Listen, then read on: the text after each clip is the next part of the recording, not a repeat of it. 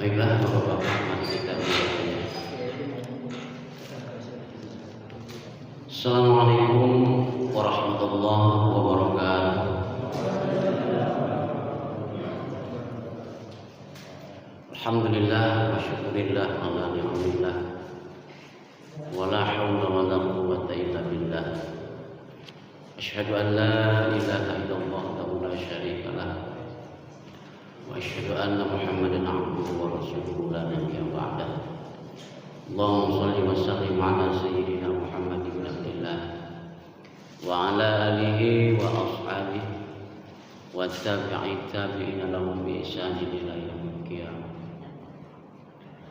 Amma ba'du, faqad qala Allah ta'ala fil Qur'anil 'azim wa huwa asdaqul qailin. A'udzu billahi minasy syaithanir rajim. Bismillahirrahmanirrahim. Subhanaka la ilma lana illa ma 'allamtana innaka antal 'alimul hakim. Wa qala Nabi sallallahu alaihi wasallam, talabul ilmi fardhatun 'ala kulli muslimin wa muslimatin. Al-hadis sadaqallahul azim wa balagha rasulullah Abdul Karim wa nahnu 'ala dzalika minasyahidin wa syakirin. Alhamdulillahirabbil alamin. Ma'asyiral muslimin wa jamaahal mukminin jamaah maghrib yang dimuliakan Allah Subhanahu wa taala. Pertama-tama marilah kita panjatkan puja dan syukur kita kehadirat Allah Subhanahu wa taala. Alhamdulillah pada kesempatan malam ini Allah masih memberikan kepada kita kesehatan sehingga kita bisa melaksanakan rutinitas pengajian ba'da maghrib yang diadakan sebulan sekali, yaitu minggu kedua biasanya.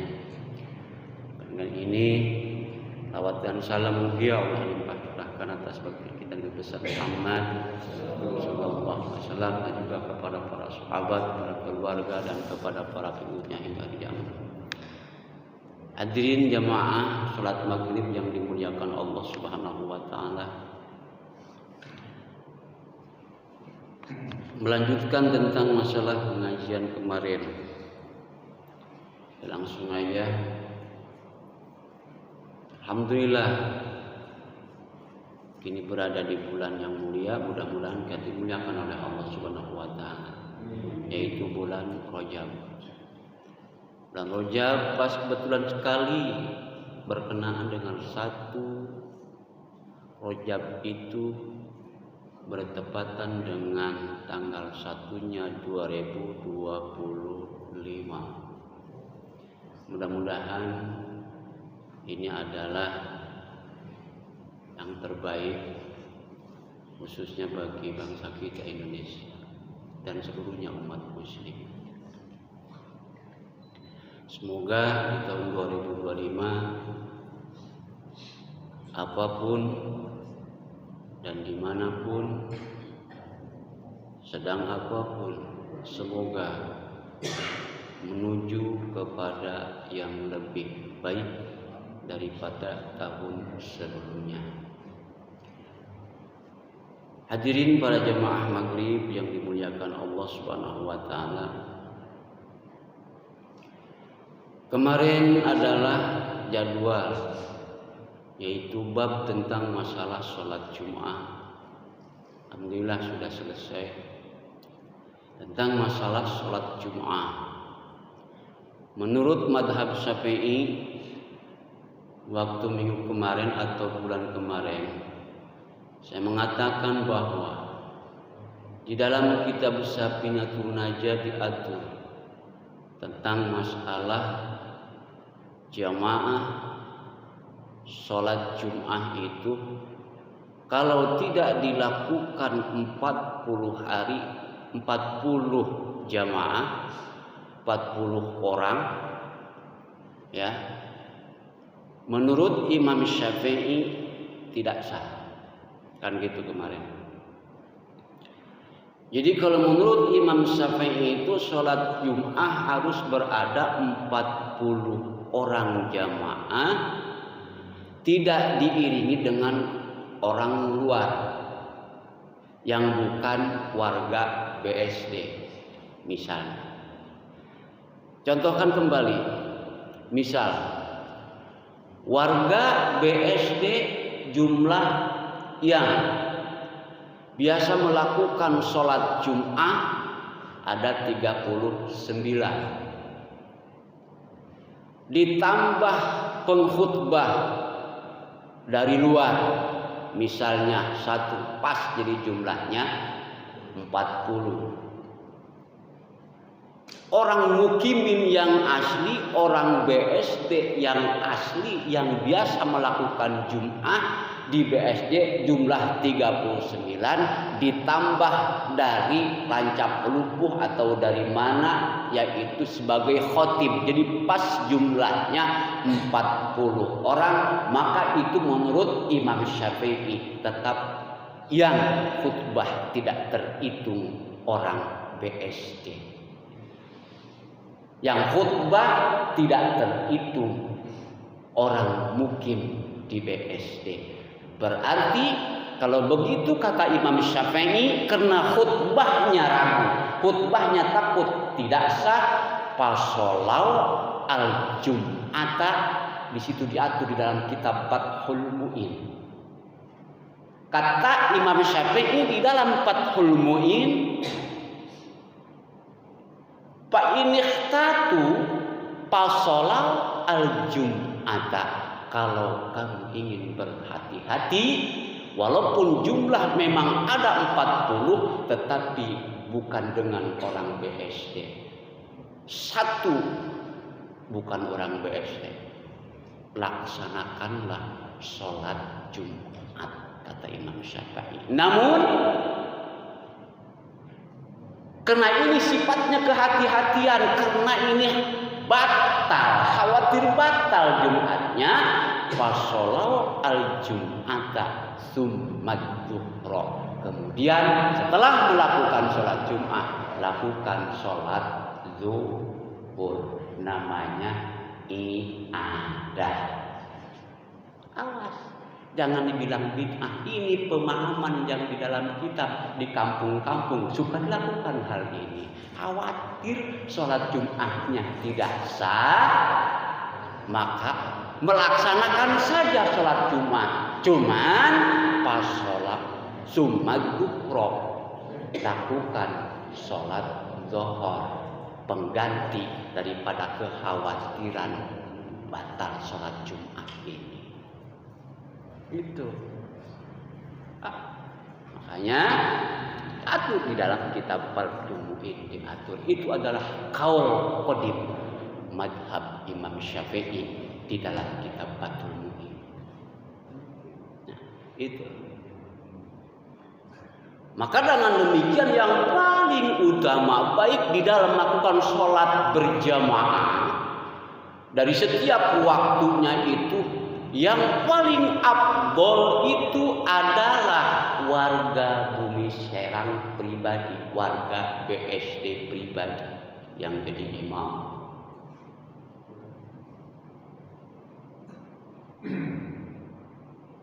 Bumi Serang damai, itu yang paling utama. Maka terkadang kita kan kadang-kadang ada sholat Ramadan memimpin, tidak mengapa, tidak apa-apa, keutamaannya tidak apa-apa. Kita mengundang sholat Ramadan berikut dengan tarawihnya imam dari luar, tidak mengapa. Cuman keutamaan adalah warga yang mukim di BSD. Kita kan semua ingin keutamaan, keabdolan, afdol ibadah. Itu kemarin. Hadirin yang dirahmati Allah Subhanahu wa taala. Kini kita melanjut ke bab atau rukun dua khutbah dalam Jumat. Rukun dua khutbah. Bismillahirrahmanirrahim. Arkanul khutbataini khamsatun. Rukun dua khutbah itu ada 5. Ingat ya. Rukun khutbah yang dilakukan Di sholat Jumat itu ada 5 rukun yang termasuk rukunnya.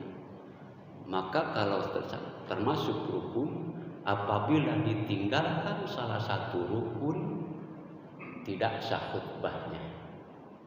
Kalau tidak sah khutbahnya, tidak sah sholat Jumatnya. Kenapa? Karena khutbah di dalam Jumat termasuk rukun.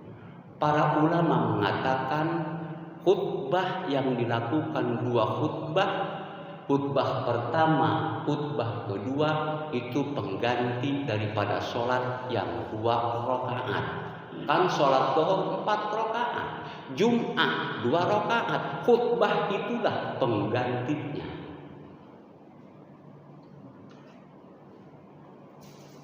Itu.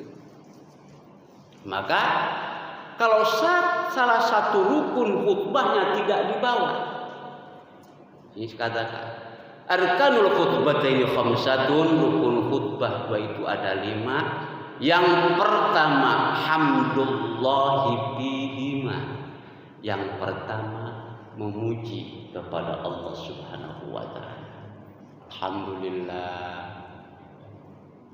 Alhamdulillahi nahmaduhu wa nasta'inuhu wa nastaghfiruh. Misal contoh, itu yang pertama rukun khutbah. Artinya ada alhamdulillah. Alhamdulillahi rabbil alamin wa bihi nasta'in. Alhamdulillahi ala kulli halin wa ni'matin, dan selanjutnya. Itu rukun pertama di dalam khutbah. Apa isinya? Alhamdulillah, segala puji bagi Allah Tuhan semesta alam. Alhamdulillahi rabbil alamin. Alhamdulillah, kalau kita diuji sedikit, diaji sedikit kalimat alhamdulillah saja. Alhamdulillah, segala puji bagi Allah. Puji ada 4. Yang pertama puji qadim alal qadim. Yang kedua puji hadis alal qadim. Yang ketiga adalah puji hadis alal hadis. Yang keempat puji qadim alal hadis. Itu puji. Yang pertama yang dinamakan puji qadim alal qadim, yakni sang pencipta, memuji ke sang pencipta. Allah, puji ke Allah. Kata Allah, la ilaha illa ana. Kata Allah, tidak ada hak yang wajib disembah dengan benar illa ana, terkecuali aku. Kata Allah. Maka di dalam Al-Quran, wala tusyriku bihi syai'an. Kita disuruh oleh Allah. Allah sendiri yang memuji dirinya, karena Allah sang pencipta, Allah yang maha kuasa, Allah yang maha besar. Kata Allah, wahai, jangan menyembah apapun selain aku, jangan beribadah kepada apapun selain kepadaku. La ilaha illa ana, kata Allah. Lalu kemudian yang kedua puji hadis alal qadim, makhluk muji ke Allah, makhluk muji kepada Allah, yakni kita semuanya pencipta Allah, makhluk diciptakan oleh Allah sang Khaliq yang menciptakannya, yakni Allah Subhanahu wa taala. Apa makhluknya? Kata kita, la ilaha illallah. Itu la ilaha illallah. Tidak ada Tuhan yang hak wajib disembah dengan benar, dengan hak, illallah, terkecuali Allah Subhanahu wa taala. Puji, puji qadim alal qadim, puji hadis alal qadim. Itu yang kedua, hadis alal qadim, manusia yang diciptakan memuji kepada Allah Subhanahu wa taala. Tidak ada hak yang wajib disembah dengan benar kecuali Allah Subhanahu wa taala. Yang ketiga, puji qadim alal hadis. Apa puji qadim alal hadis? Allah memuji yakni ke yang baru, yakni makhluknya juga. Contohnya yang dicontohkan, Allah memuji kepada yang diciptakannya. Kata Allah, la ilaha illa. Kata Allah, tidak ada yang banyak kembalinya kepada aku terkecuali orang yang timbal baliknya ibadahnya sangat luar biasa. Kata Allah, ni'mal abdu annahu awwab. Pujiannya, pujian Allah kepada makhluk, pujian Allah kepada kita. Ada separuh riwayat mengatakan ni'mal abdu annahu ayyub. Tidak ada lagi orang yang paling banyak kembalinya kepadaku, yaitu adalah Nabi Ayub. Kenapa? Nabi Ayub kan segitu sangat luar biasanya ditimpa musibah oleh Allah Subhanahu wa taala. Nabi Ayub itu orang kaya. Nabi Ayub 70 tahun dia merasakan kekayaan. Nabi Ayub itu, kalau bahasa sekarang dia punya apartemen juga, beberapa apartemen, gedung-gedung mewahnya banyak Nabi Ayub. Lalu kemudian dirusak oleh setan, karena setan iri kepada Nabi Ayub. Nabi Ayub segitu orang kayanya, tetapi kesabaran dan ibadah, ketawakalan kepada Allahnya tidak pernah ditinggalkan. Setan mengadu kepada Allah.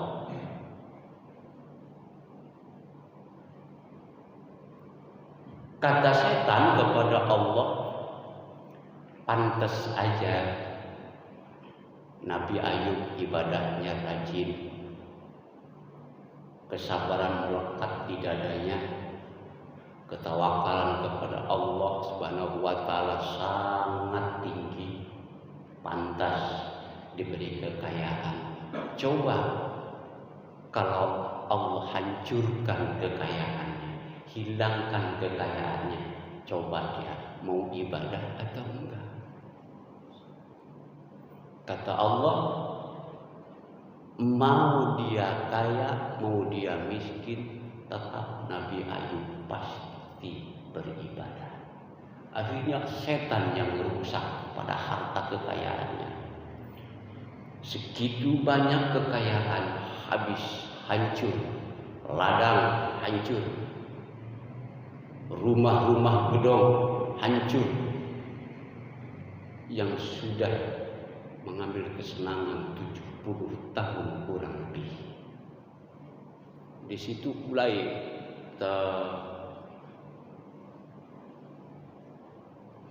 masih dia beribadah kepada Allah. Masih setan masih penasaran. Akhirnya setan lari ke kulitnya, ke kulit Nabi Ayub. Nabi Ayub diberi gatal-gatal, seluruh badan. Beberapa tahun istrinya bertanya kepada Ayub, wahai Ayub, engkau kan Nabiullah, setiap nabi pasti dikasih oleh Allah, berdoanya pasti dijabah oleh Allah. Coba minta kepada Allah disembuhkan itu kulit dari gatal-gatal, sehingga orang meninggalkan kamu karena bau. Belatung begitu banyak di dalam bau. Coba berdoa kepada Allah. Apa kata Nabi Ayub? Saya sudah diberikan kenikmatan oleh Allah 70 tahun. Ini baru segini, belum apa-apanya.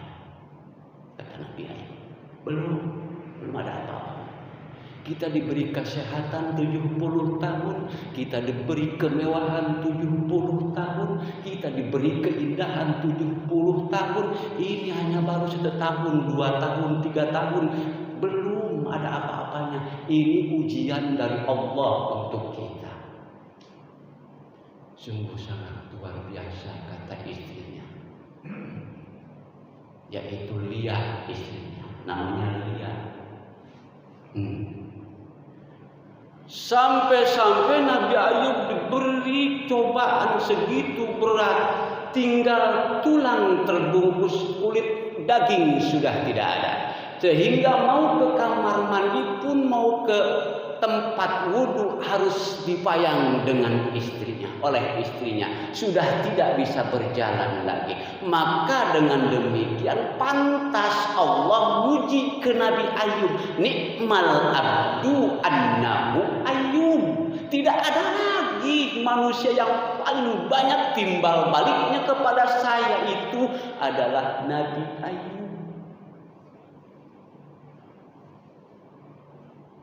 Sampai-sampai istri Nabi Ayub sampai udah tidak bisa makan, saking miskin, udah tidak punya apa-apa. Mau makan besok nyari dari mana lagi? Akhirnya istrinya menjual rambutnya kepada orang kaya. Si Lia menjual rambutnya kepada orang kaya. Istri Ayub dipotong. Karena mau bekerja sudah tidak ada yang menerima lagi, takut menular penyakit Nabi Ayub. Enggak mau. Mau kulit nyuci enggak ada yang menerima. Akhirnya terpaksa menjual rambutnya, gunting, jual ke pasar, bisa kebeli makanan, bisa kebeli roti, pasrah ke Nabi Ayub. Kata Nabi Ayub, dapat uang dari mana? Kata istrinya Lia, saya bekerja di tetangga kuli nyuci. Bohong, kata dia. Kamu tidak bekerja, bohong. Kata makan aja. Nah, sama sekali Nabi Ayub tidak makan. Roti yang disediakan oleh istrinya, khawatir duit ini takut duit dari haram. Lalu kemudian selanjutnya sudah tidak punya makan lagi, menjual rambutnya lagi sisanya, jual ikan lagi ke Nabi Ayub. Uang dari mana? Kuli dari tetangga, kuli nyuci. Sekarang jujur kau istri kepada saya. Kalau kau jujur, insya Allah. Tetapi kalau kau tidak jujur, salah. Akhirnya istri Nabi Ayub membuka tutup kepalanya. Inilah hasilnya. Saya menjual rambut untuk makan sehari-hari. Marah Nabi Ayub, walaupun dengan keadaan dia sakit, ujian yang sangat, marah kepada istri. Kalau seandainya saya nanti sudah sehat, sudah sembuh, akan kujilid, akan kucambuk engkau 100 kali. Kenapa? Haram hukumnya menjual rambut. Kata Nabi Ayub, haram. Saya tidak ikhlas, saya tidak ridho. Seandainya nanti saya sudah sembuh dari sakit, ingatkan, akan kucambuk engkau 100 kali. Akan kucilid engkau 100 cilidan. Kata Nabi Ayub. Lama kemudian tidak terasa ujian Nabi Ayub 18 tahun sudah.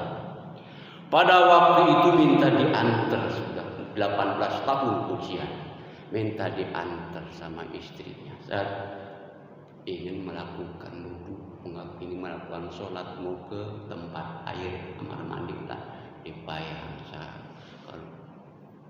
Kalau di hutan nggak ada kamar mandi, hanya sumur biasa, karena dibuang di hutan, asingkan Nabi Ayub karena bau, asingkan hutan. Cek ada sumur, bawa ke kota. Setelah dibawa, istrinya pergi dulu dalam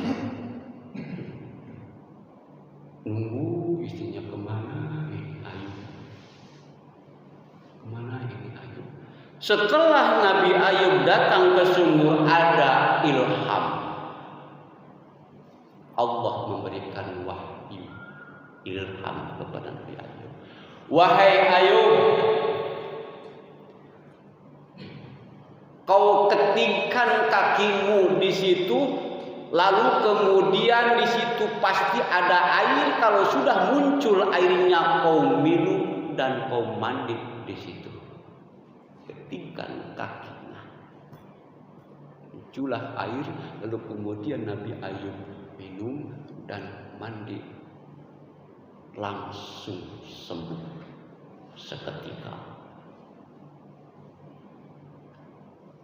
sehat seperti biasa. Bahkan lebih gagah. Cukup istrinya Lia datang.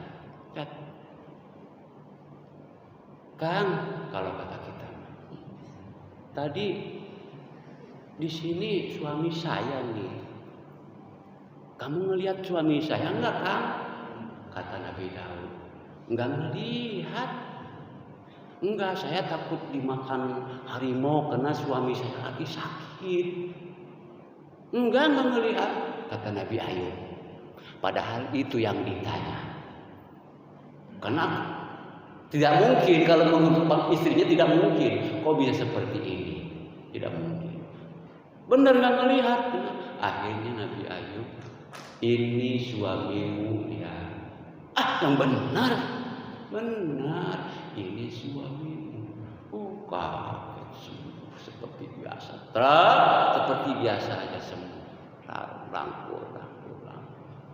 Tapi Nabi Ayub ingat kepada cambukan tersebut, 100 cambukan kepada istrinya. Saya sekarang sudah sehat, engkau sekarang akan cambuk 100 cambukan. Dicambuk, melaksanakan nazar. Itu adalah sebagian daripada nazar yang harus dilakukan. Maka kalau orang mempunyai nazar, wajib untuk dilaksanakan. Nabi Ayub juga nazar, kalau saja saya sudah sembuh dari sakitnya, akan kau cambuk 100 cambukan. Cambuk. Itulah Nabi Ayub. Makanya Allah memuji ke makhluknya yang diciptakannya. Nikmal abdu annahu ayyub, atau nikmal abdu annahu awwab. Orang kita juga kalau timbal baliknya kepada Allah, dipuji oleh Allah. Itu adalah puji yang ketiga, puji qadim alal hadis. Itu alhamdulillah doang, belum ar-Rahman, belum alhamdulillah rabbil alamin, belum. Lalu kemudian puji hadis alal hadis. Ingat dulu dipasangkan di pada rombeng. Qadimun liqadimin, qadimin liqadimun. Ingat tuh begitu lah ya. Hadis, puji hadis. Yang keempat adalah puji hadis alal hadis. Makhluk muji ke makhluk, manusia memuji kepada manusia. Pak Astori mah, kata Pak Saiful misalnya, orangnya beneran tidak kenal lelah, rajin. Udah mah di sekolah sibuk ngurus anak sekolah, datang ke malam minggu pada maghrib aturan selonjoran, pengajian lagi. Masya Allah, Pak Astori mah beneran luar biasa. Itu pujian. Itu namanya puji hadis ala hadis. Mang Emet muji ka Mang Emad. Itu. Dasar Mang Emet nya gagah, nya rajin sholatnya, ibadahnya luar biasa. Dasar Mang Emet benar-benar luar biasa. Itu puji hadis ala hadis. Maka kalau dipuji, semua itu adalah lillahi rabbil alamin. Pasrahkan kepada Allah Subhanahu wa taala. Jangan mentang-mentang kita. kita dipuji, bengkak hidung, panjang telinga. pasrahkan kepada Allah. Nah, itu yang pertama rukun khutbah, yaitu alhamdulillah, memuji kepada Allah. Alhamdulillahilladzi arsala rasulahu bil huda wa dinil haqq liyudhhirahu 'ala dini kulli. Nah, berapa menit lagi? Masyaallah, lumayan. Senang ya. Terus yang kedua rukun khutbah adalah wassalatu 'alan nabi. Membaca sholawat kepada Nabi itu salah satu rukun khutbah. Tidak dibaca sholawatnya, khutbahnya tidak sah. Harus dibaca sholawatnya. Misalnya alhamdulillahilladzi arsala rasulahu bil huda wa dinil haqq liyudhhirahu 'ala dini kullihi wa kafa billahi shahida. Asyhadu an la ilaha illallah wahdahu la syarika lah wa asyhadu anna Muhammadan 'abduhu wa rasuluhu la nabiyya ba'da. Allahumma shalli wa sallim 'ala sayyidina Muhammad ibn Abdillah. Itu sholawat. Baca. Adapun Allahumma sholli ala sayyidina Muhammad wa ala alihi wa sahbihi ajma'in, itu sholawat. Baca rukun khutbah. Pertama alhamdulillah, muji ke Allah. Yang kedua membaca sholawat kepada Nabi, wassalatu ala nabi. Yang ketiga rukun khutbah itu al-wasiyatu, wasiat, kalimat wasiat. Yang ketiga, setelah membaca sholawat misalnya kalimat wasiat, usikum wa nafsi bitaqwallahi faqad fazal muttaqun, itu rukun khutbah. Usikum wa nafsi bitaqwallahi faqad fazal muttaqun. Kalimat wasiat itu yang ketiga, termasuk rukun di antara dua khutbah. Ketinggalan wasiatnya tidak sempurna khutbahnya. Ya rukun di sini, rukun. Yang ketiga. Yang keempat adalah baca kalimat takwa, bacaan Al-Quran. Yang ketiga tadi wasiat tentang masalah takwa. Yang keempatnya adalah membaca ayat daripada ayat Al-Quran. Contoh misalnya wasiat takwa yang tersebutkan, misalnya usikum wa nafsi bitaqwallah faqad fazal muttaqun wa qala ta'ala a'udzu billahi minasyaitonir rajim bismillahirrahmanirrahim ya ayyuhalladzina amanu taqullaha haqqa tuqatih wa la tamutunna illa wa antum muslimun. Atau ya ayyuhalladzina amanu qu anfusakum wa ahlikum nara. Banyak. Ya ayyuhan nas tubu ilallahi taubatan nasuha asa rabbukum ayyukaffira ankum sayyi'atikum wa yudkhilakum jannatin tajri min tahtihal anhar. Bacaan Al-Quran. Atau wa'bud rabbaka hatta ya'tiyakal yaqin, yang menyambut kepada hubungan takwa, kepada hubungan beribadah. Itu rukun khutbah. Yang keempat. Yang kelima adalah doa di dalam dua rukun khutbah. Doa untuk mukmin dan mukminat, terutama doa untuk keselamatan, doa untuk pengampunan terhadap kaum muslimin dan muslimat. Allahumma gfir lil mu'minina wal mu'minat wal muslimina wal muslimat al ahya'i minhum wal amwat. Sah segitu juga doa. Enggak usah panjang-panjang juga sah. Sambut langsung misalnya Rabbana atina fid dunya hasanah, doa kebaikan, wa fil akhirati hasanah wa qina adzabannar, langsung disambut. Barakallahu li wa lakum bil Qur'anil azim wa nafa'ani wa iyyakum bil ayati wa dzikril hakim wa taqabbala minni wa minkum tilawatahu innahu huwas samiul alim. Khutbah. Maka terkadang kalau kita khutbah itu disuruhnya sebegini. Alhamdulillah, pujian kepada Allah, salawat kepada Nabi, bacaan Al-Quran, wasiat takwa, menyangkut tentang ibadah, lalu doa. Tidak perlu omplet-ompletan, nggak perlu, sewajarnya aja khutbah itu. Jangan sampai sudah jam 1 masih belum sholat. Ini keterlaluan. Omplet-ompletan. Tidak masalah musim Rajab, ceritakan Rajab ala kadar sedikit. Ini tahun baru, omplet-omplet tentang tahun baru, bla bla bla bla. Akhirnya sampai jam 1 dasar waktu Jumatnya sekarang sudah nerelek.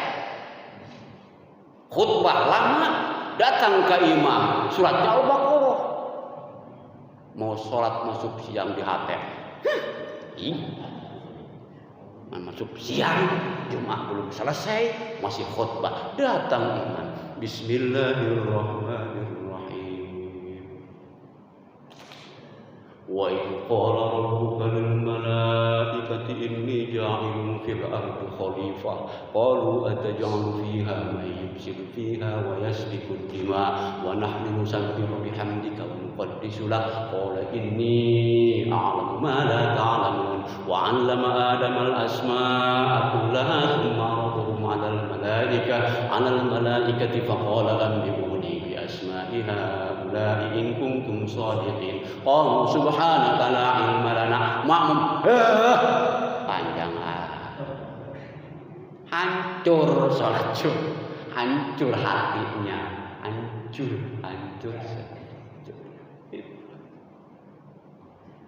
Ingat waktu itu. Ini sudah sebegitu. Yang penting ada kalimat untuk berwasiat, memerintahkan tentang masalah ketakwaan, memerintahkan tentang masalah ibadah, kaifiat ibadah sedikit, kaifiat ibadah, keutamaan ibadah. Jangan melancong tahun baru Agustusan. Ayo ke para pendekar, kepada siapapun diceritakan di dalam khutbah. Kata Abu ya Turmusi, hancur khutbahnya. Khutbahnya hancur, sholat Jumatnya hancur. Itu kayak Abu ya Turmusi Cilongok. Hancurlah sudah. Sholat duhur, sholat Jumat sudah melebihi waktu duhur. Hancur Jumatnya.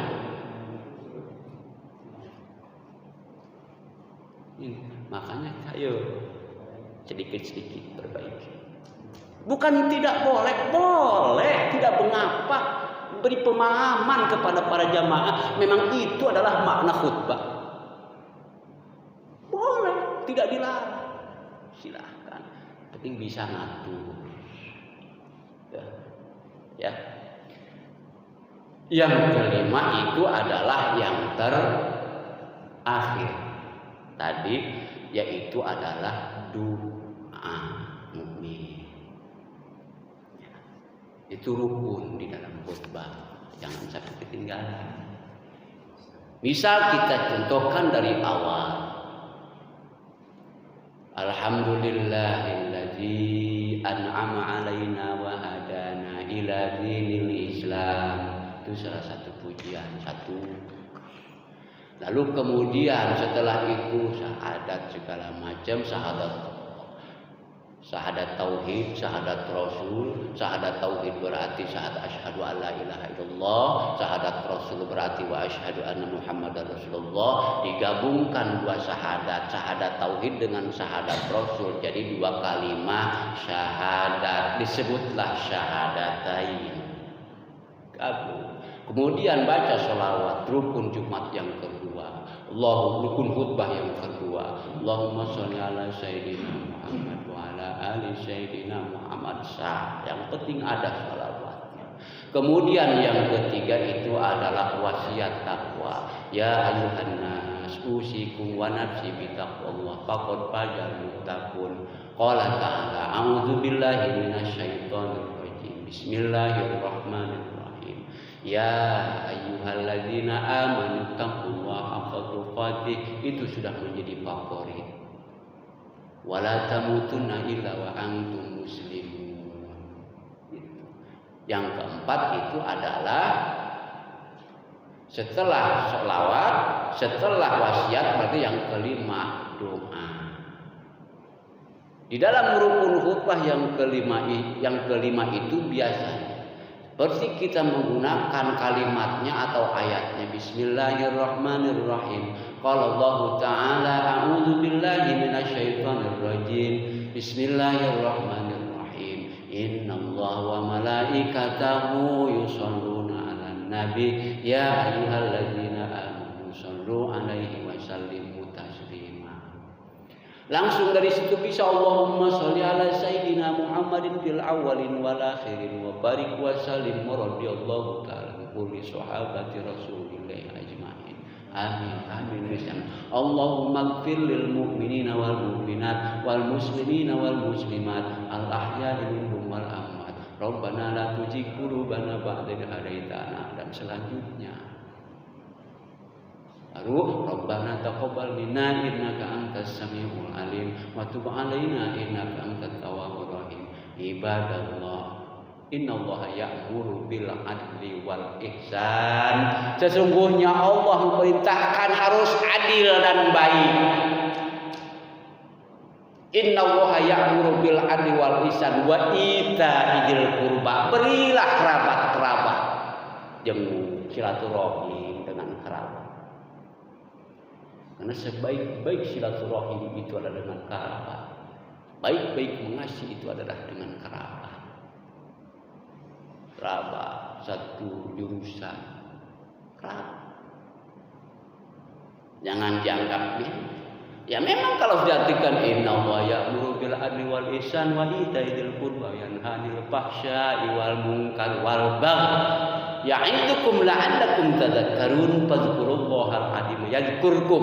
Jangan yadhkurukum banyak, itu yang menyebut yadhkurukum, roknya mati sukun.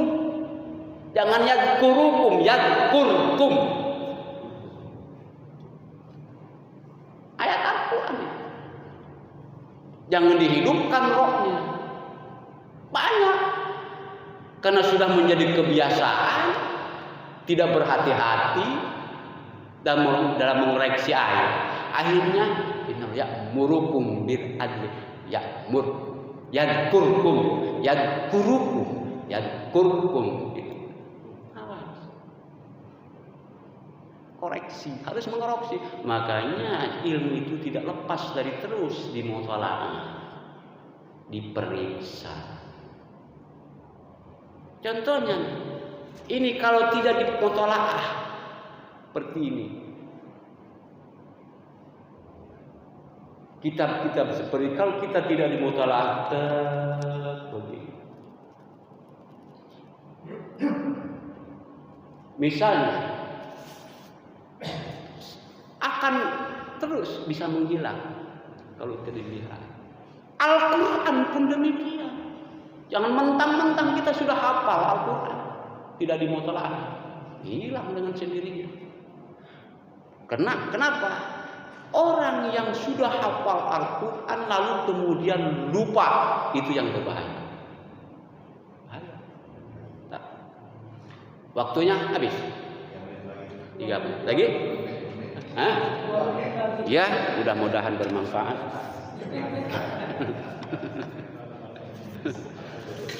Hadirin, sekian pengajian, mudah-mudahan ada manfaatnya, khususnya bicara pribadi dan umumnya kepada hadirin yang hadir di tempat ini. Sekian, bila taufiq. Assalamualaikum warahmatullahi wabarakatuh.